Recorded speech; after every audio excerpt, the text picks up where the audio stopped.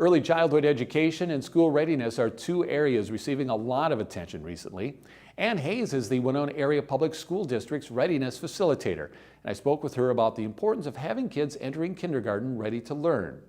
So what then does it mean to be school ready? Oh, that is a loaded question. It is a loaded question. I think one of the we want our children all to be engaged and ready and interested in school. But when parents look at what is ready, I think they look for a checklist sometimes of what they can do to help their child get ready. And for some families, a good night's sleep is what they can manage for their child. For some families, a good nutritional breakfast.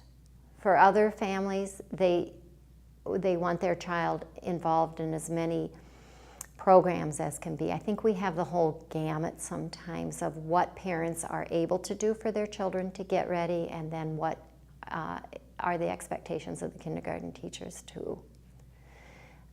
So I think when we look at how children can be ready for kindergarten, it is really just a loaded question with what the family is able to do within their range also.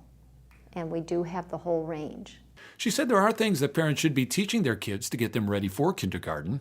However, Hayes says skills kids need to be successful in school may not necessarily be the types of skills you're thinking of. Yes, when you go into bookstores or so forth and you see the ABC books and the 1, 2, 3 books, a lot of parents tend to say, okay, I'm getting my child ready for kindergarten if they can do these worksheets and do these books and so forth, but really it's the social skills. So those would be skills such as standing in line, being patient, letting somebody else have a turn, sitting at circle time.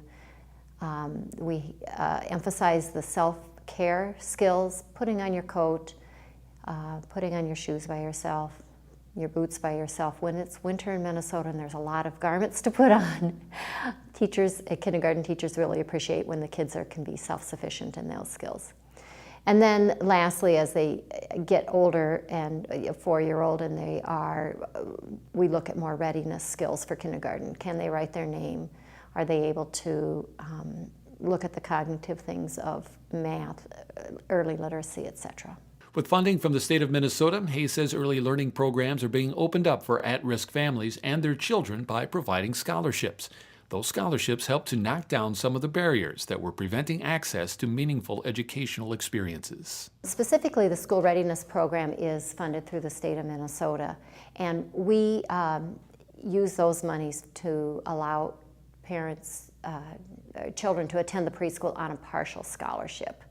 If that family is not able to contribute towards the scholarship, maybe $5, maybe $10 a month, we do have a waiver that makes it a full scholarship.